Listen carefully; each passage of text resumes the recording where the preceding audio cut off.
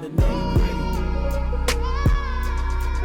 Conversations get real live, it's time for the nitty gritty. The revolution's not televised, it's time for the nitty gritty. Reaching out to your conscious mind, it's time for the nitty gritty. More than talking, we taking action, it's time for the nitty gritty. We up. Just get some music playing in the background here. So we're going live. Always rock out with a little bit of music. I'm really excited about the guest we have today. I have Sir Glenn Lamar. Sir Glenn Lamar. This is off his album or his EP, Be Legendary. I like that whole concept of being legendary. Speaking of legendary people, future legends. I know you don't want to hear that, right? But we have Will Jawando, Councilman from Montgomery County. My bruh, brother in Christ as well. So excited to have you on. We're going to be talking about some of the different things you're doing in Montgomery County, the Lead Act, some other initiatives you've pushed forward. And I think that it actually ties in, like even with this song, some of the things you're talking about. So I'm excited about the conversation. I hope people live, if you have questions for the councilman, don't make his seat too hot. If you have questions for Sir Glenn Lamar, please don't make his seat too high. I'll make him heat it up. And also for those that had critical questions regarding the Democratic debate, I think this would be an appropriate time to ask someone who is a Democrat. Yeah. So you have some questions there. I don't want to put the weight of the whole Democratic Party on Will Jawando's shoulders. Not the weight, but you might be able to give insight. I think that maybe the average person may not have. And I think this is a good time to cover some of that. So first, I want to thank the two of you for coming on. I've met Will before at the church. I know I've been at some events supporting your candidacy and your running. I'm excited about all the work you've done. Met Sir Glenn Lamar at Busboys and Poets. Katrina was singing. For you guys who don't know, Katrina sings. And Sir Glenn Lamar performed there. And I mean, his music, his production was amazing. Go check out his latest EP, some of his latest songs. Not Sober. I think it's the latest EP, right? That's the latest single. Single. Yeah, and that's on Apple. But where else can they find you? You can find it anywhere you can stream music, from Tidal, Apple. Is that Pastor Paul? Spotify. Yeah. Anywhere. Hey, Pastor Paul. Yeah. So I love the music. I love the content. I'm happy that you're actually talking about something. You remind me of a young Andre 3000. That's kind of dope to me. You, man. You do. You sound just like Andre. Hey, Lana. Let's say hi to our guest. I can't see who the first guest was. I'm sorry. That's Chris McKinney. Oh. So, yeah. Both McKinneys are on. Hey, y'all. Yeah, the McKinneys are on. And the Will. So I have two awesome black males. I feel like two black men that could be role models. You guys are actively trying to do something in the community, working from two different ends. But as we've seen in this current political process, you've seen this merging of media and also politics to accomplish a like goal. So I thought that's the interesting thing about having the two of you on today. And I definitely want to get the most out of that for our viewers, because too often we try to separate the two, but they're actually working the same lane as far as how we're influencing the next generation of voters, listeners, and just people, period. And I think you have a lot to add. Kind of picking off from our last show, I'm just going to start here. And Kat had already alluded to that, the Democratic debates. But I just want to get maybe both of your feelings, because I think both thoughts are prominent. I'll start with you, Will, on how did you feel about the Democratic debates? How do you feel about some of the talk that's being said? There's a lot of stuff around reparations, a lot of the stuff we want to hear, right. But you being an actual politician and involved at the local and state level, how achievable do you think some of this stuff is? Maybe the thought processes on maybe what we're being, kind of like offered and solicited, but you worked in the Obama administration, so you know. So I think first, great to be here. Like the new studio, I was glad to sign the board. So good to be on with you. Appreciate that.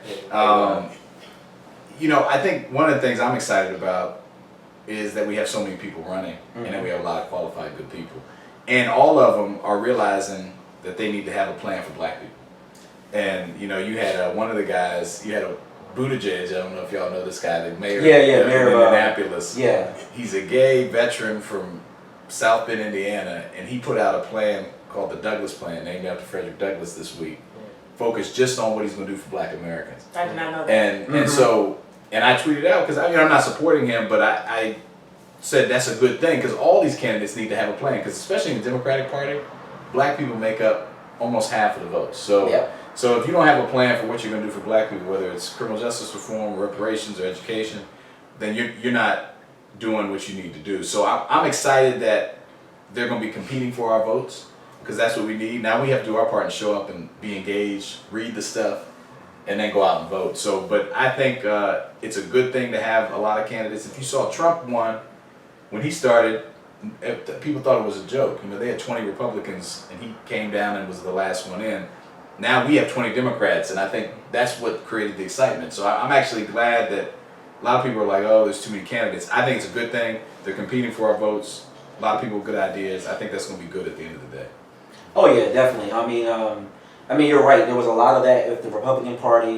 We have a lot of options, and I've just been telling people, and you let me know if you agree or not. I kind of already know where you stand, but people have to get engaged early. Too often, we wait to the very end to get engaged, and then we say, "Oh, I'm trying to compete for the lesser of two evils," or Right. "I don't like either choice." And there are those moderate liberals out there, or coming out of the Democratic Party, but if you're going to hear them, you have to hear them now, Right. and you have to support them now financially, because if you don't, you're not going to have that option later. Right. You got Cory Booker, you got Kamala Harris, you got, two strong black senators running, among other people. And so if you want to have your say, the primary is the time to do it. That's when they need money. Because if you run out of money, you can't finish. And then it's going to get whittled down. So I agree with you 100%. Engaging now. We're only, 400 days from the election. And actually, if you to the primaries are going to be a much sooner than that. So the Democrat and the Republican are going to be decided in the next couple hundred days. So if you think of it that way, it's urgent. So I don't think a lot of people tune in kind of late, but the debates have started. So hopefully people will keep getting engaged. There's a lot at stake. I mean, we've got more people in jail right now, black people in jail, than were slaves. Yeah, In 1869. So I mean, that's what's at stake here. Who's gonna change our? Is there any difference though? I always take that point because essentially the prison system is slavery. Right. If you check our Constitution, Mm-hmm. essentially that's what it boils down Exactly Yeah. right. It's slavery under a different name. to. Exactly. Now, you brought up the prison system.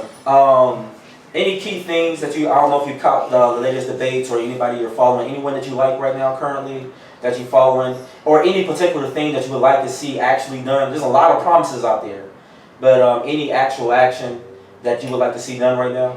I mean, it's 20 people in it, and I'm pretty open, to see how things play out. I think there's an old guard versus new guard sort of set. Be interesting to see how that plays out again. Mhm. I'm just observing. To get to the reparations point, I think that's a key issue. I've always felt, in my at least own personal opinion, that reparations were always a just cause, a due process to go forward. I look at it as, particularly, and a lot of times it comes down to the money issue. You'll have a lot of people that'll say like, you can't just give people money and that'll solve all the issues. And honestly, I agree with that. I think that you can't even quantify the amount of labor, life, and energy that was put into building this country for our ancestors. But I do think at the very least, the fundamental change that has to shift, that'll shift everything in this country, in this world, really is an uplifted consciousness, which starts in the shift in the way that we're educated and the information that we're brought in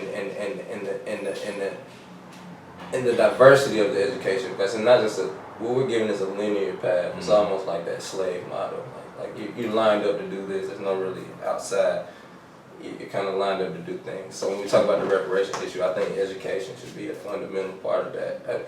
I thought as a black person that there's no reason in the world why we should have to pay to go to college. Right. Any college, really. Right. When you got a lot of, it doesn't matter, even if it's Harvard, right? Because a lot of people like to say only community college and shit, but like who built these institutions, these Morehouses, these Harvards, these... Morehouse where you went? Yeah, they were built by wealthy white slave owners, right? They were built on the labor of our ancestors. So to me, that doesn't even matter if you're qualified to go to whatever institution. If you're a person of African ancestry or even Native African ancestry, you should be. Education should be fundamental and free. You shouldn't go into debt and have a burden on your back because you've been a part of this education system, the system with your ancestors, essentially it wouldn't exist without them. So like I just think that fundamentally should be a shift. You know, even before we talk about money.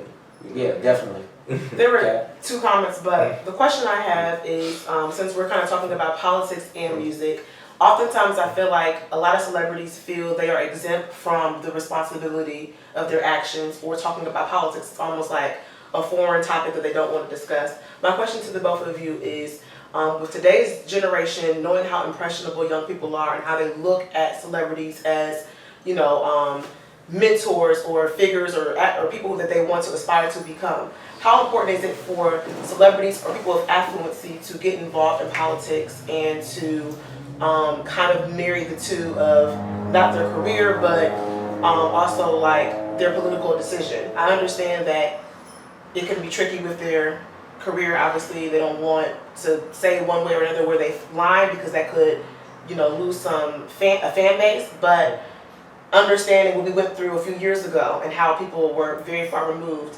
do you think that it would be important for them to kind of get behind some kind of agenda in order for us to move away from our current presidency or our current elected official? That's who I'll say. What I'll say. You can go first. It's talking about As far as like our responsibility to children, as artists and stuff, right? So this gets a little bit deeper. I have a philosophy about how we deal with children that kind of maybe differs from most people. I don't think it's necessarily our job to pick and choose for them, but rather to set up an environment and nurturing space for them to discover for themselves what they find to be true. So in that, I do take responsibility in being responsible for what I put out and deliver to their psyche. And I'm not gonna, I would not want them to think like me. Like for example, like if I had a child, I wouldn't want them to be like me. But I would want them to discover what it is to be like them. You know what I mean? So like essentially, that's one of the fun. I've always felt like we don't get a chance to choose our politics, our party. We don't get a chance to choose our religion, any of that when we're born. You know what I mean? Fundamentally, so I think it's for me. I want to take that control from me. You know what I mean, and give it to them. I want to empower them to discover for themselves. You know what I mean? What's true to them. You know what I mean? As responsibly as I can. Because that's a heavy way to live. You feel me? So I feel that. It is. The only reason why I asked that is because, for example, with this all the kids who are licking the ice cream, right? I'm sure you've heard about that. They're licking the ice cream and they're gargling the mouthwash and putting it back in. Like similar to like the Tide Pod stuff, or exactly. So yeah. Social media is very powerful, and so a lot of kids nowadays are engaging in using the Sharpie markers. To vent. A lot of kids are now doing what's the drink called that all the rappers are?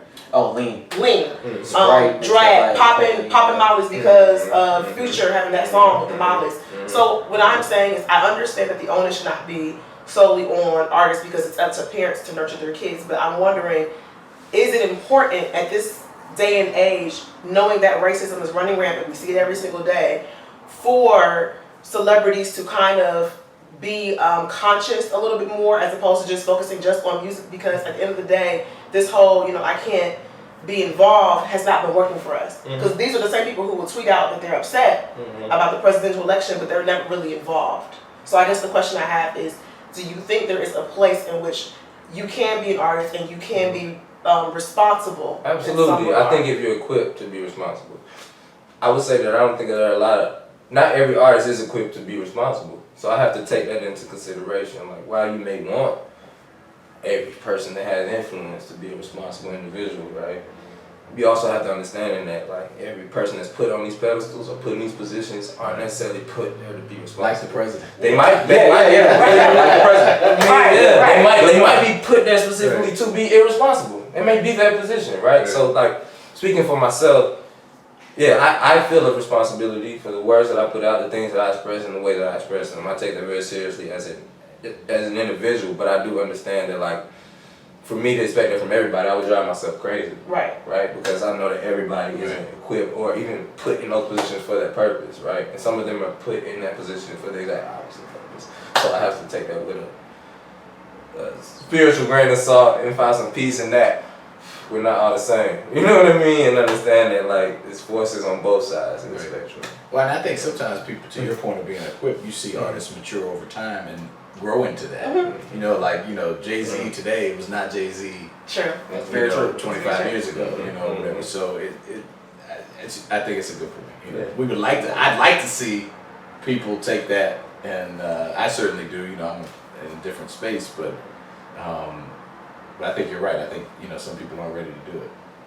Yeah, I mean, and I am happy with the way hip hop is going in some sectors where people understand that their platform can be used in a way to benefit some social agendas and advocacy, right? We've seen that with, as Will's pointed, with the transformation of Jay-Z.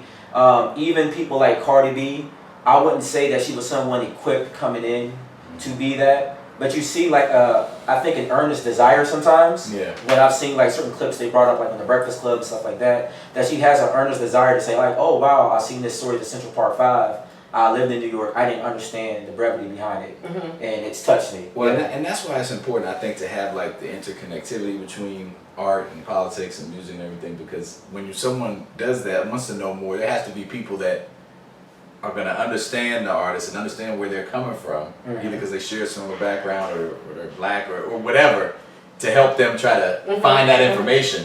Yeah. Because, you know, there's a lot of bad information out here too. Right. So, you know, I think that's one of the things I actually respect about, you know, Al Sharpton gets a bad rap a lot, but he will connect with people where they are and get and help give them information. And I would say I don't think there's any disconnection when it comes to hip hop, at least when it comes to art and politics. That's the foundation of what hip hop is founded on. Really, it's gotten away. I don't even say it's gotten away from that, but what's been presented to the public has suggested that it's gotten away from that. But there's still artists out there. Such as myself, that the root of it, the natural hip hop artists, there are pillars to it. And one is knowledge. One of the basic pillars of hip hop is knowledge. So if you're not knowledgeable or sharing knowledge, then it's not actually hip hop. I have a hard question for you guys. So with reparations and with kind of the time period that we're in, where we're seeing kind of like overt racism. I'm sure you guys saw the story on CNN about the black guy who was waiting for a friend in the concierge area, and I guess the guy who lived there was like giving him a hard time, calling the police. That's for clowns. Exactly. With the period where we're at right now in society, my question is, what do you think is going to take in order for people to actually be accepting of an equal playing field? I.e., for example, people are outraged about Black Ariel because they're not used to seeing black people being casted. So, like, I guess. Meanwhile, we're all happy about it. Right. Yeah. What are we going to get? I guess. What do you think it's going to take for us to get to a place where we can go freely, be who we are? We don't have to be policed. We don't have to get pulled over and we're up to no good. Where we can get casted for a role, and people who are not black are like happy because it's based on talent and merit versus a whole race thing. Because I really hate when everything is kind of in regard to your race or how you look. I want it to be more based on your talent or your character. What do you think needs to happen for us to actually get to that point in life? That's a big question. I mean, first, I'll just say one thing is we have to tell the truth about our history. You know, we've never really told the truth about American history and how we teach, and most people are ignorant to the fact of how, to your point earlier, how this nation was built, and who it was built on, and the legacy of, you know, of slavery and the American created concept that black is inferior, right? That was an American, you know, we created that here when the transatlantic slave trade and made it non-human rather. Right. So I think people don't know that. They don't know the history of like legal, of redlining, of we couldn't live, like of all the things that were set up to disadvantage the group. And so if you don't know that and you just think America's great, you buy into the exceptionalism. It is a great country, but if you don't know the history, it's going to be hard for you to accept that there needs to be correction, i.e. reparations, or that, you know, people are, you're more likely to perpetuate this unequal, discriminatory kind of thing that we're seeing now that Donald Trump is feeding, right? And so I think, because the whole lie is like, at least you're not black. You know, black is worse. And, you know, and you pit the other people against that. They do say and that's how it happens. So I think the education piece and the telling the history is like step one to getting there at any point in the near future. Yeah, I was watching a talk recently, and that was one of the things talked about is, something that Martin Luther King was on to, and we've seen various activists try to do this, is try to educate the American people, especially when you're talking about middle to lower class, that there's really no difference between you. You've been lied to believe that color differentiates you. But what else, if you're a white slave owner and you're wealthy, what do you tell poor white men to buy in? Right. Because, the reason why they came over here to America in the beginning is because if you weren't born into nobility, if you weren't born into some type of kingdom or a family of high standing, you was always on the outside. Right. But coming to America gave anybody with some type of aspiration or some kind of a hustle to them to ascend the stars, right? And then so what do you tell the people that haven't ascended the stars with you?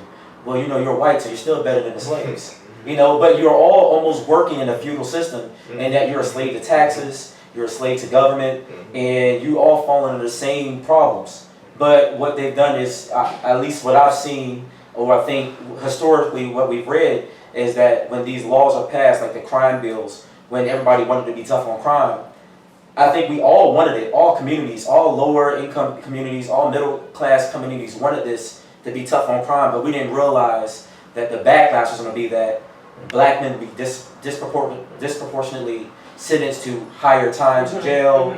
We didn't see the private prisons around the corner that was going to benefit from it. So then it becomes an issue that we don't see. But I think a lot of times with the conversation of race, because we never dealt with that, what gets muddled in the process is poor blacks and poor whites, or working class blacks and working class whites, and or minorities, period, they think there's a difference between each other because of color. But you're all falling into the same footholds and problems that exist. Something that you've done recently in Montgomery County, and I want you to kind of speak on that for a quick second, the Lead Act. And when you're talking about just kind of like oversight for our police. Right. I think that's important to try to help find balance. Maybe you could tell our listeners about what you're doing in Montgomery County, and hopefully not everyone we have listening lives in Montgomery County, Maryland, but who in America doesn't suffer these same issues, right? So unfortunately, this issue of policing is an issue everywhere, and we just had a really kind of a nationwide incident last week where, you had a white officer knee a guy's head into the ground while he was handcuffed face down in Aspen Hill area, Silver Spring, and we did the right thing because of the culture. We charged him with assault. The officer was charged and will be on trial. But the thing that shocked me was that when the officer did it, you got to have the guy handcuffed face down. He knees him, his head's up, hits that, his face starts bleeding. Then he pulls his shirt over his head. All the other officers that are there are just watching.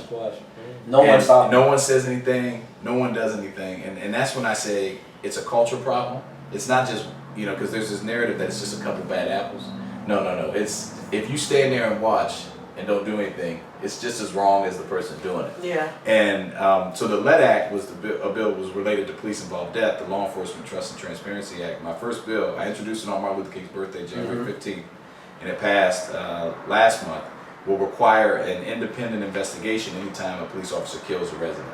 So all these police-involved shootings or these chokings or whatever.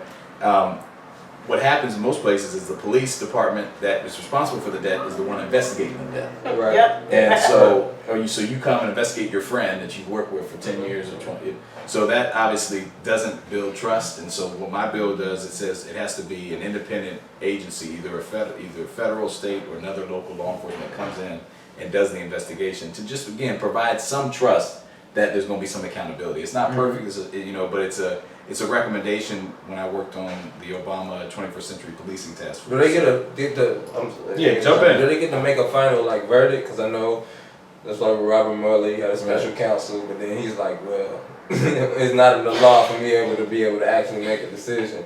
How does that work? Can a decision be made? So the state's attorney ultimately makes a decision about whether it's a criminal charge. So again, it's like the same kind of. So the independent investigator will lay out the report facts, out, and then to the state attorney and to the public. So a lot of times it's hidden, So at least there'll be some public accountability. It still sounds like the Robert Mueller thing, because like the Robert Mueller thing, like it's out, right? The public can read as much as they can read, right, without the redacted stuff. But at the end of the day, it's up to the Attorney General, right, to make a decision who is, again, working for the person that they're looking at. So like again, it puts it back in this like circular loop. So like, the state's attorney is elected position. That's the difference. The Attorney General is appointed by Trump. Okay. So our state's attorney is elected. So the people, if they don't like the decisions you're making, and that's been a lot of focus on Black Lives Matter. They've been trying to go around and elect black state's attorneys around the country because those are people who decide whether to press charges or not. And so it's a piece in the puzzle. Okay. But I'm still, we introduced another bill to try to have a community police advisory board to advise on police policy, because I think we shouldn't even be prosecuting nonviolent drug offenders. If you're focusing on what's keeping people safe, this whole like stop and frisk, harass people because they have a little weed or whatever, and they had this. They were arresting this kid because he had mushrooms. He was selling mushrooms. Right. And I'm like, okay, if you're a hippie or white, that was seen as a fun thing. Right. But we're almost killing somebody over some mushrooms. Some mushrooms. And it's just, and his life's gonna be. He's 19 years old. Graduated high school last year, and he's facing 23 years for mushrooms. For mushrooms. So I think that's the whole other thing is I want to try to evaluate the. To me, that's like he's a political prisoner. Like we have these laws that imprison people for things like mushrooms and weed, made by policies. Inherently, that's a political prisoner. It was made through political means, through policy, right? So it's like, whose voice? You know what I mean? Like I'll just basically say I appreciate you, for voicing for those who I consider at least to be political prisoners. And the reason why these sentences so severe is it because it's a dollar associated to it, meaning I don't know about how the law works. So I'm assuming if I'm a prosecutor, if I get 5 people, 10 years or more, do I get a reward for that? Well, with the private prison system, and we're trying to break that down. There was this judge in Philadelphia, in Pennsylvania, who was getting paid by the prison system to put people in that prison. Right? It was like direct. Now, most of the time, it's more indirect than that. Like it's kind of a larger system, but no, there is a direct connection between the money that's made putting people in prison and the sentences. And in this whole tough on crime thing, there were these mandatory minimums, which are starting to be rolled back in certain places where the judge didn't have any leeway. If you were convicted, you had to be sentenced to this amount, 10 years. At least 10 years or at least 5 years, And those are starting to be rolled back. Whether it was your first offense, whether you were a accomplice, because that's why we have these crazy things. You have people serving 40 years for being in the car when someone else shot somebody, or in the car, like they didn't do it, but they're serving 40 years because of mandatory minimums. So, if you're on the scene, if you didn't leave the scene, if you didn't report it as soon as it happened, all that stuff, you're getting charged just like you committed the murder. So we have crazy. Wow. We have all these laws. I say political, it's just a policies. And then it would be one thing if they were being applied equally. But when you look at stats, it's being applied to people that look like us, disproportionately, right? 1 in 3 black men will be in jail in their lifetime. This is fact. 1 in 2 will be arrested. 50%. Okay, and if you get arrested, I don't have to tell you, it makes everything more difficult from getting a job, if you get convicted of something, from getting student loans, from living in public. If you have a felony, you can't live in public housing. So it's just a whole bunch of things that make it more difficult. And so we're in the process of dismantling all that, and then but it takes time, and so my bill is the first of many things I'm going to do in that arena, but this is a nationwide problem. We've got to do a lot more to make sure that folks are equal, and I want to imagine a new police system where people that grew up where I grew up and where you grew up want to be police officers. Because the only way we're going to really get there is if people see change and we get people that understand. Exactly. Because if you're a police officer and you walk up to this guy selling mushrooms, you're going to be able to talk to him and understand him in a way that this white officer who kneed him in the head and almost killed him is never going to understand. So.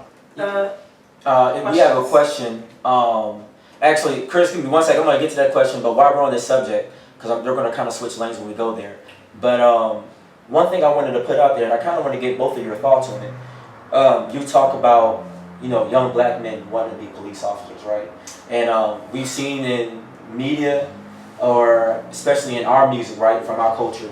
You know, you have songs by I think it's Lil Boosie, you know, Blank the Police or whatever. And there's a lot of distrust between the police community, right? And we hear it in our music all the time. And then there's just a natural fear that happens when the police stop you. I think you know where I'm going with this. We know that Kamala Harris is running for office. She was a prosecutor, and she's getting some flack because of where she was at. And I think a lot of people don't understand the power she has. And a very real story that you just posted about, what, maybe it's been about a month now, maybe? 3 weeks? You were stopped by the police for an erroneous stop.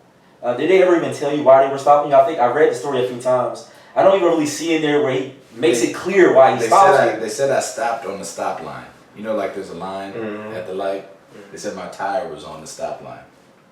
Okay. And it was 6:30 in the morning. There was a person right next to me. I looked at her because I smiled. And I was on my way to the gym. I was in athletic clothes. I go every Saturday morning. And he said he stopped on the stop line. But then the first question was like, is this your car? And then he was like, do you have any warrants? And so it immediately went down that path of... And what does that do? The path that all of us have been on. Yeah. Like trying to see what's going on. You know, trying to get a search of the car. You got any guns? You got any drugs? You know, that whole thing. And then, you know, I eventually, you know, obviously it was my car. I don't have any warrants. I asked him if I could pass my stuff to him, you know. And it just, I posted it and it went viral because I just knew so many, and I'm a county council person, and once he figured that out, he got all respectful. But the respect should have been there. It should have been there, yeah. And everyone is done. I'm not unique. I bet you everyone up here has a story about being stopped for some bull and, you know, just trying to search and see what's going on. And that's something, that's not a way to build trust. But the history of the fraternal police order goes back way before our times. It goes back to our ancestors, and it was established upon being slave catchers. Yeah, exactly. It goes directly to industrial prison complex, where again, it's a loophole to put people back in slavery, right? So like, the culture of that order lies in the slave catcher mentality, and unfortunately, it's hard to get rid of something that's 400, 500 years deep rooted, you know, that's come from those trenches, whether you're black, white, or indifferent. Particularly when you talk, that's why police officers sit around and say nothing, because as individuals they are fearful of the recourse that they'll receive for speaking out, because they know that the culture that's established there, this happens. They all know it. We all know it, and that's why there's this trust. That's why there's this fuck the police don't come from nothing. They don't come out of thin air. We all know where the fuck that comes from. It comes from the fact that the police are abusive with their power. They have been since before we had cell phones and cameras so we could catch everybody. And now that just has made people aware of what the fuck's been going on since. And it's been worse than that. You know what I mean? We talk about our ancestors and people who came before us. Look at what King and Martin Luther King and all them went through with the police. These were people who were sworn officers of the law, quote unquote, supposed to protect us, but they were dragging people through, sicking dogs on people. Like, the fact that they just doing what they're doing now is even less than what's happening then. So like, this is like, alright, that's cool, but this ain't nothing new. You know what I mean? So like, the fuck the police shit didn't just happen. You know, it came from the fact that they started slave catchers, and they still seem to be slave catchers because we getting arrested for stuff that ain't violent, that ain't really, you know what I mean? That the same people that's arresting people for things are committing the same crimes. Right. If you concentrate police in a certain area, of course you're gonna catch more people. Right. You know what I mean? Like it's math. You know what I mean? And it's been adding up for a long time. It's nothing that just happened. You know. And that's an important point, because when you talk about like what do you do about it, one of the things I've argued is we have to change the way we approach policing. Because even if you're not a racist officer, the system is set up. It's gonna make you have a racist outcome. Because if you deploy all your police where all the black people are, which is what happens, and you say, well, that's where the crime is, and then you create an incentive structure. When you walk in most police stations, you're gonna see a board, and it's gonna have all the officers listed, and it's gonna have how many arrests they had, and you get rewarded with how many tickets and how many arrests. And if that's the incentive structure, and you're gonna be deployed in those areas, what do you think's gonna happen? And then if you do have some bias, it's gonna come out in a bad way, right? And no one will say anything. And no one's gonna say anything. And so I've said, okay, well, why don't you reward people for de-escalating a situation? Why don't you promote people, because if they get in something and they don't do something, why don't you award them for going to a community event? Why don't you put that on the board and set and create a new incentive structure and then hire people that want to do that? Because some people won't want to do, they'll look at that, because some people go into police because they want to be warriors. I wrote an op-ed recently, I said we need guardians, not warriors. I don't want someone that is all fired up and Have you seen pissed off. First 48? Yeah. They be going to pick up one suspect. Right. They will send the whole police And they're ready. in Hummers and Humvees. I'm like, this is one dude, right? This They're is dressed one like, dude. they're Who dressed killed like somebody with a handgun? Yeah. You know what I mean? To all of your point, it's even much more difficult for us to even change the system because my brother was a veteran. My brother actually went to the police academy. He was the only black man in the entire academy. Wow, bless his heart. Everybody in the police academy got placed except for my brother. Wow. And he applied to several police cities and talked to, black men. He was a veteran too. He's a veteran. clean record. Guess never what? been in Guess what? trouble. The best shooting record out of the entire Your police. brother. My brother had the best shooting I record. didn't even have to And guess. they didn't place him, and they gave a lot of reasons. Still you had some tickets or whatever, and so it kind of discouraged him. But we keep telling him to still continue on because we feel like out of anybody, he grew up in the city, Right, so That's what we he would need. be, Yeah, that's he what would we be need. perfect.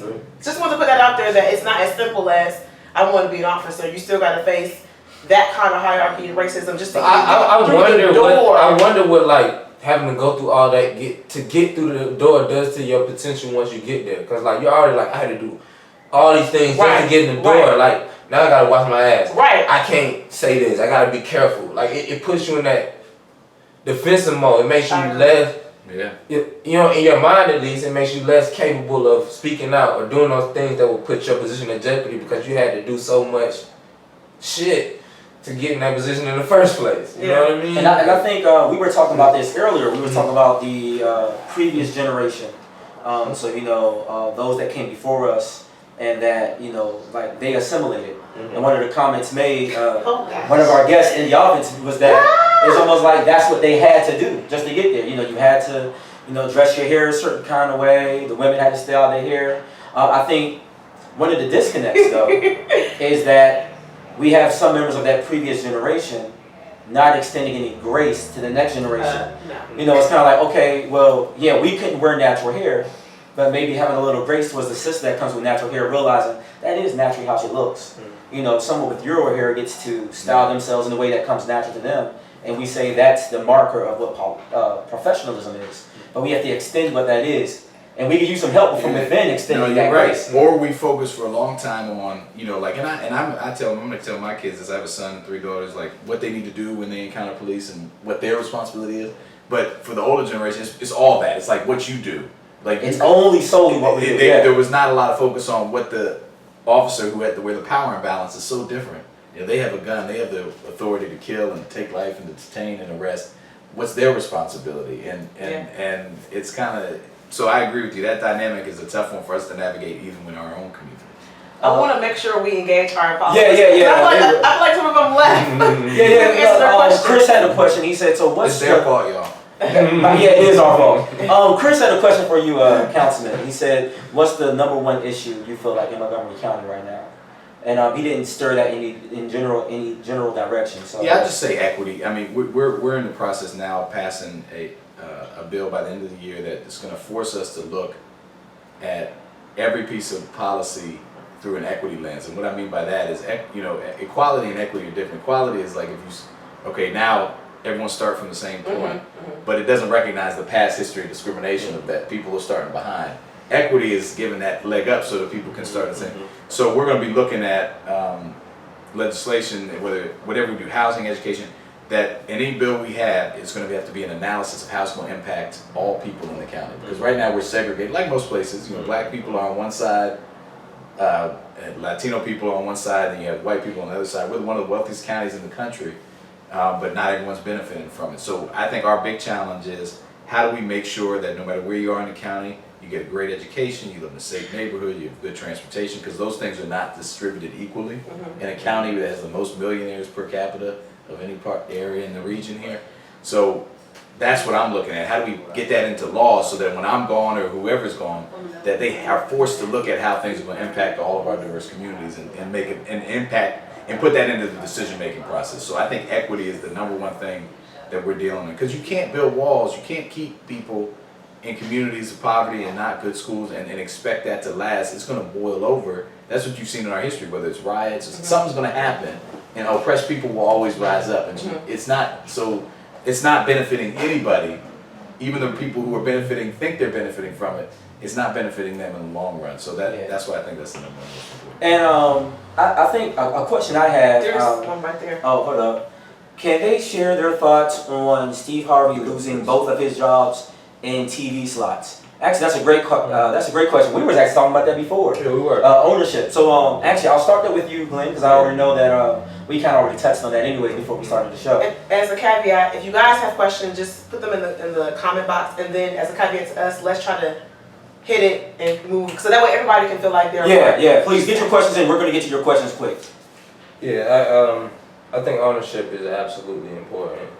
From the jump, know your worth is what I'm trying to say. Know your value, understand what you have and what you've created.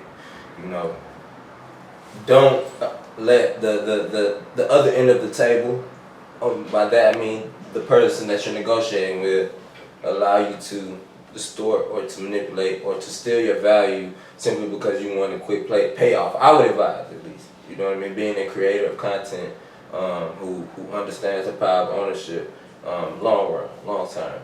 I think what happened with Steve Harvey, at least as it appears, is he didn't go into his original deal with any ownership. He decided after his contract was up to take some stake in ownership and sign it with a different company that he originally did with. Unfortunately, the company that he left still had the distribution, which means by distribution out there, that means that they have the power to decide where your show goes out, when it goes out, how it goes out, and what time it goes out. They are your plug to the masses, right?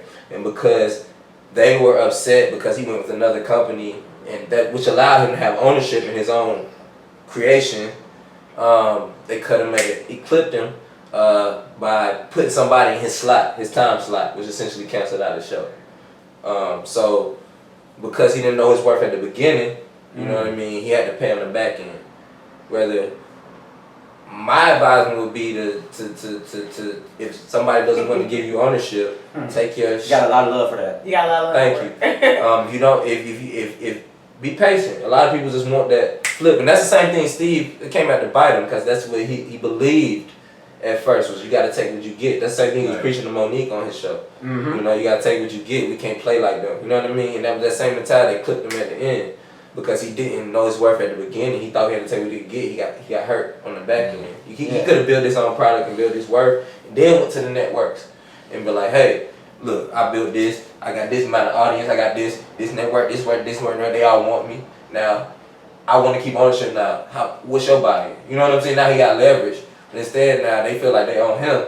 You know what I'm saying? So now he got to go back to the drawing board. So, like, it's just a lesson to be learned for those. Yeah, you was on point. I mean, you definitely on point. I was going to say, to build on his question and kind of touch on with a question from last week, we went to the social action event and they said that a part of ownership and legacy, someone said it's really important to build generational wealth, and you do that through marriage. With that being said, how important is that decision, and how does that decision play out when it comes to politics? Because I feel like the Obama we know would be very different had he married somebody else that was different. I hate to throw that kind of monkey wrench in the conversation, but I know that was that was a question before, like Lana and McKee kept asking about, you know, generational wealth. How can we build through marriage, and what does that look like? Yeah, so all of you guys are men, so I would love all of your opinions on that thing. Let's start with Will. The good thing about Will, I'll put him in the hot seat first, but you know, you do have a sister standing next to you. Right, so no one ever can take that away. A strong sister. Yeah, I know, Michelle's amazing. Me and Michelle also. That's why I always used to say to the president when I worked together. I was like, we both were smart. We married a brown sister named Michelle. But no, I mean, whether you get married, my wife says it all the time, and I believe with this 100%. The decision about who you're in relationship with is the #1 financial decision in your life. Y'all hear that? You know, and whether and I'll say that marriage obviously takes it up to a different state because then there's a legal binding contract and there are just depending on which state you are, someone's getting half and you know. But even if you're in a relationship, even you know, because a lot of people don't get married today and there's different types of relationships, but you know, because that person can either lift you up or they can drag you down or they can you know and everything in between. And so I just think deciding how you're going to live with and how you're going to live. And then putting each other first, and then ebb and flows of others' careers. You know that's always a different thing. At certain points, your career is going to be moving, and you're going to need to support your partner, and back and forth. I can tell you when we were lucky. We've been married going on 14 years, and when we got married, neither one of us had any money. But it also depends on when you get together. Like so, there might be an imbalance. Someone might be making more at one point. So I just think it's the number one financial decision because a lot of people don't think about that. But it really is. If you're trying to build wealth, you're trying to build a unit. It's important. Yeah, because I mean, and that's just so much from like actual monetary gains at the moment, but just the mindset. Me and Katrina talk about this all the time, but the mindset of building wealth is so important because someone can have a bunch of money, but if you're putting it all in the casinos, or if it's a man that's spending it all in a strip club, or if it's a woman that's putting it all on fashion, you know, what are you doing to take what you have and build on it to create something else for your children and your children's children, right? So yeah, I agree with that. I like that thought as well. I don't really have anything to add, you know. I think you gotta know what you have, and by what you have is internal. You know what I mean? And particularly for a man, because I'm a man, I can speak from that frame of network, but you getting a lot of love from the sisters right now. You gotta have, appreciate that. You gotta have a vision. I think you know, as a man, I think women are great incubators to help you. And one brother that I know, that's a good friend of mine. That's a good. He's my DJ Fu. He was at the same spot that we met. He was DJ at the same night. He said something. You know, if you have a woman that can articulate your vision, then you have something special. Because women are incubators of that, and they can help you grow your vision into something real. But if you don't have a vision, then I suggest you occupy your time with a woman. I think you should figure out time with yourself as a man, figuring that out, because once you got that, then you're at a point where you can actually go somewhere further with a woman. And I think a lot of us, particularly, I can speak as a black man, we don't have that vision, or we've lost that. And until we get that back, then we spending too much time worried about women, because we're not even like in a place to actually build anything with a woman, because a woman's natural instinct is to help, is to assist, is to incubate and help you bring, if you have a vision, that into fruition. So if you ain't got that, then it won't. Then y'all both just in a state of confusion. I think at least that's how I believe. No, I like that, and I like that too. Based off the comments, a lot of the sisters like that too. Points. And do you think that we are ready as a country for a woman leader? We have a lot of Democratic female candidates. And I mean, Hillary Clinton got the majority of the votes, so I would say that's an adamant yes. Like the way the structure set up, of course, is not fair. Trump said it best, right? It's unfair. The way it's set up, the electoral college makes it unfair. She won the most of the votes, so she was the most popular candidate. People wanted her to be president. Unfortunately, most of those people live in California, so their vote get minimized. Well, the same way. The main reason why I brought it up is because since we're talking about politics, I'm trying to touch on various topics, because we have Jawando here, we have you here. We know that right now women are being policed in their bodies when it comes to the reproductive system, and can they get an abortion, can they not get an abortion? Birth control is not free. You have to pay for it through your insurance. If you don't have insurance, then you don't have it. We know that certain men, not even certain men, men in general get paid more than women to do the same job, whether or not he's qualified or not. So the question is, do we feel as though we are at a position for women to not only lead, but to get equal pay, as a man? Because I feel like we are fighting against archaic mindset, and that some people feel a woman's place is to be seen and not heard. Some people feel a woman's place is to be at home barefoot raising kids, but that's just the time that we live in. We live in a time where we need 2 salaries and we need equal pay. I think those times are fading. We might not see it now, but I think women are ascending. They may not feel it or see it now. Not every woman. I think some are here and there. But I think we're in the age of the woman. I might be wrong, but we'll see 100, 200 years from now. I won't be here to see it. But I think that women, I honestly believe women are on the rise. I think women are our most important assets, particularly our black women, which is I think why y'all get used so much in corporate America. It's just, again, a trickle-down effect from our slave society. But we can get more deep into that. But I think that women, overall, I think y'all on the rise, whether y'all know it or not. Well, Like, if you look at the numbers, I mean, it's no question. I mean, women, black women in particular, are higher, more educated than, and particularly our generation. You know, more. You know, if you look at any HBC or any, there's more 70-30 women, black women than men. Yeah. You know, and that's been going on for a while. Earnings, there's a lot of single woman head households. You know, so now. There's still a ton of discrimination, to your point of like if you have someone who's equally qualified, but women have been self-actualized for a long time. Now you always have progress is like this thing when you take 2 steps forward, there's always this 1 step back, and you have people that want to take us back, and it's always like that. And you know, whether it's reproductive health or women's health, this kind of crazy world that we're in now, where Roe versus Wade is like under threat. You know, we're one Democrat or progressive Supreme Court justice dying away from people not being able to get an abortion or having to go or having to send it back to the states, where you'll have states that ban it, so you'll have people going 500,000 miles to get an abortion. So we got to keep fighting for that stuff. I think the way that Comment. Sorry. Oh, yeah, I can tell. No, go ahead. Yeah, so Lana was just kind of agreeing with you guys. He said, yes, if we are going to fight for equity, it should include gender as well. And we're running out of time, and it sucks because we're having a great conversation with you guys. But something I want to bring up, and I want to get both of your opinions on this. I'll start with you, Will.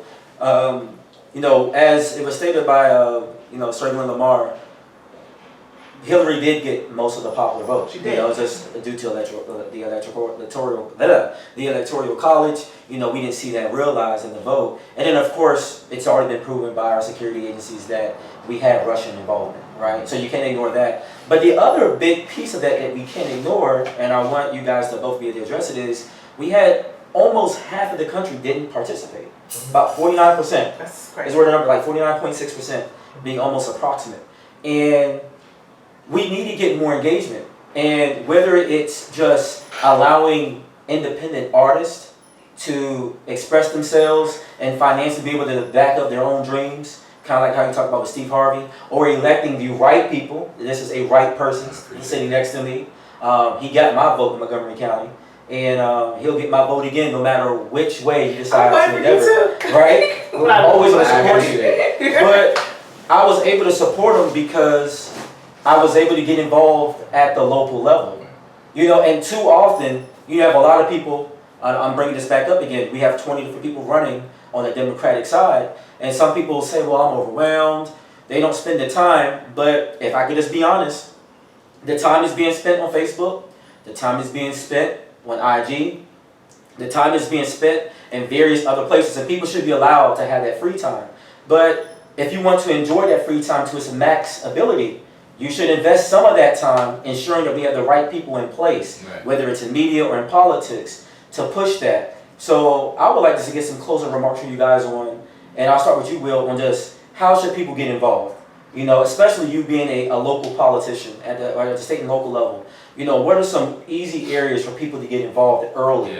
Because some people don't have hours or whole weekends to donate, right? But there's something you could do from a voting standpoint or a local standpoint to get involved. So what's some of that?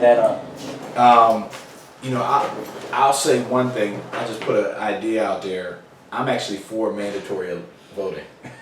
so I would like that. They do it in Australia. They do it in other places. You know, you have 90-some% people vote because if you don't vote, you get a fine or something. There's some sort of. Oh wow! I didn't realize that. So they get a fine. Yeah, there's some sort of thing. Like I just think we're at the point now where it's that important to our democracy. I mean, you get a guy like Trump because when 50% of the people sit home, there's no way those people would have voted for Trump. And so I'll just put that out there. But we're not. That's down the line. But as far as things you can do, I tell people like, look, do you want everything from? Is there a pothole on your road? Does your kid's school have a security door? Or do the teachers there understand them and think they can learn? Does your library have books? Are the police treating you right? All that stuff is state and local. All that stuff is local. And if you don't vote, I think getting local is the #1 way to do it. If you don't vote for people like me, your county council person, in Montgomery County, we have a $6 billion budget. That's bigger than four other states. And I'm one of 9 people in the first African American countywide in 40 years to decide how that money is spent. So that's a lot of money. Yeah, I don't think people realize And- in That's wild. 40 years And in so Montgomery County. yeah, and so and half of that money goes to schools and police. So you have to. That's where you start, because then you see how important the other stuff is going up the ladder. And so I would just say, pick a local issue, something you care about in your life or the life of your children. And if you trace that to who the decision maker is on it, it's going to be someone like me. And if that doesn't motivate you, I don't know what can. And just go out, go to an event. Get on Instagram, get on Twitter. If you're on there anyway, go to a page related to your county or your state or your municipality and look up something and just start. And a lot of people have. Trump has forced. I've gotten so many new people that haven't been engaged because of Trump, and that's a good thing. So if there's any positive on Trump, it's that some people woke up and said, "Oh, I got to do something." And so I just think we just got to keep feeding that, and that's where I think artists are so helpful, because when Cardi B says something like that, or when you say something, that gets a whole new segment of people that weren't thinking about it. Or Beyonce and Jay-Z. Oh yeah. Let's not. We can't forget them. And so, Sir Glenn Lamar, you're you own your own stuff. You're an independent artist, right? What's something that, I mean, obviously, like, buy the music, but I know, like, with streaming and everything, it's different now, how that's being purchased. So what's the best way to support a local artist? How can people better support you and other like you, going forward, to ensure that you guys maintain your own? I mean, that's every type of way. Like, follow us on IG, like, if we're active. Make sure you listen to our music on Spotify and all that stuff. It's not a whole lot for every play, but we do still get paid for it. If you're really interested in us, keep up with us, support our shows. For example, I do Patreon. I got a lot of people who support me financially through that avenue. It's like a crowdsourcing avenue. Where Yeah, I've seen that a lot pop up with artists lately. Yeah, Of so all if types. they got some type of crowdfunding thing going on, make sure you support that, because it's a lot of front end investment when you're becoming an artist. Like if you stick with it, and I do believe in the back end return, but on the front end, like a lot of us, recording costs and all those other things that go into creating a product cost money outside of actually coming out of our heads and our creative thoughts. So I would say, if you have it in your wallet, like, if you really support somebody, like, show it love through appreciation. Give them there, surprise them with a little bit, even if they don't ask. If you really support them, bless them. Yeah, because a lot of artists out here need it. And I think as artists, our job is to lift the consciousness of people, right? Responsible artists, right? Is to draw in that audience and basically build a tribe of people to have a back and forth exchange to ultimately create any source and ultimately lift the collective awareness, because I don't think we change any of these problems. You know what I mean? I don't think there are any external sources that create these problems, but they all come from our internal awareness and consciousness. And you know what I mean? If we're all on a certain level of consciousness, we realize that we're all connected, right? And so just like you wouldn't put a bullet in that man's head the same way you wouldn't chop off your own finger, right? Then at that point, like, you cease the need for a weapon, for example. You know what I mean? So, like, it's not about taking away the actual things and the external things, but it's lifting the internal awareness of us, you know what I mean, that those things become no longer necessary. And I think that's our job as artists, because one thing, music is universal. You know what I mean? It transcends the mind, it hits the heart, it's the emotional chakras that most of us act off of, whether we know it or not. We think with our thoughts, but they're really coming from our emotions. And the music allows us to tap in those emotions, whether they're white, black, or indifferent. Like, if something strikes in if music can strike a chord with you, it transcends all those external, like, barriers they put between us. So I think our job as musicians is just to break past those barriers and use that power, that gift, to help uplift the overall consciousness as best we can. We have 2 final comments that I want to be able to read, and then you guys can always message us and we'll address them next week. I can't see them. They want to know any pop-ups coming up. Any shows? I'm glad you brought it up, man. I wasn't supposed to even announce and bring it up, but I feel like that's just like God coming through the internet ways. Because me and my team are actually planning some pop-ups for the summer. Okay. It's called The Lit Life. You know what I mean? It's about we're cannabis smokers, so it's cannabis culture, of course, but it's also more about the lit part. Is about enlightenment. Again, it goes back to that theme of raising the consciousness, and how my idea about what music is supposed to do is help elevate the consciousness of the people. So it really, the fundamental idea behind the Lit Life pop-up is to do that. So we're using music, art, and entertainment to ultimately lift the consciousness of the overall population. All right. You know? So make sure you share some dates with us, and we'll share it on the Nitty Gritty show. Absolutely. As well. The first one is supposed to be August 9th. Follow me on IG. We're getting it geared up. Look out for the Lit Life DC. And we're gonna start. The first one is on August 9th. So if you follow me at Glenn Lamar on any social media platform, I'm gonna be making announcements about it, and we're gonna be having a lot of fun. You know what I mean? I'm glad you brought it up. Yes, we're gonna be popping up also. Yeah. That's gonna be the first one. Councilman, any events or? Yeah, we got a lot of time going on. Just go to Will Jawando on everything. WILLJWANDO. I got some library tours. I'm going all around the county doing community conversations. We got a whole bunch of other events. So just check me out. You'll see it all there. Great, and we'll be sure to share that on the Nitty Gritty show. I know we've shared the letter that you wrote to I think Mark Elbridge initially with the situation at Aspen Hill. You've been very vocal in our community, and I'm just impressing people once again, especially from a political aspect. We have to support our candidates early. You know, we can't wait till you get to the White House or the Senate or wherever you aspire to go. We have to, you have to be in someone's ear early.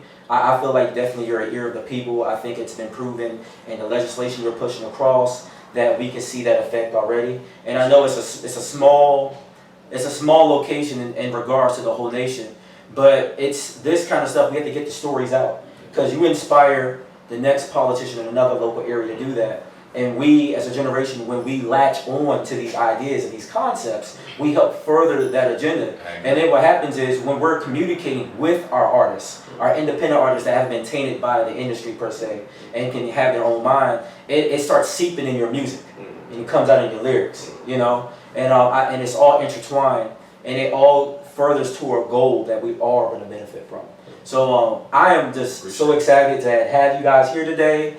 I hope we got to most everyone's questions. Feel free, you guys, to share us as well on your social media. We love it, and we'll be sure to tag you and everything. But once again, thank you guys so much for coming. I wish I could keep you for 2 hours, but I am not going to keep you guys that hostage that long on Sundays. I wish we would have spent more time talking about your transportation series. Come back. When you come back, we'll talk more about that because that's amazing. So much more to talk about, but always so little time. So I'm going to leave out on a song, Not Sober. It's the latest single by Sir Glenn Lamar. And the outro, go ahead. Yeah, as the outro. And of course, it's your boy J. DaCosta. It is your girl, Cat. And together we are the Nitty Gritty. Thank you guys for being here. And here's some more Sir Glenn Lamar. Make sure y'all go check him out on iTunes. That's what I'm listening to on Spotify, Tidal. I'm at Spotify right now. Yeah, we got the Councilman, look him up. So if the Councilman can look him up, surely you can.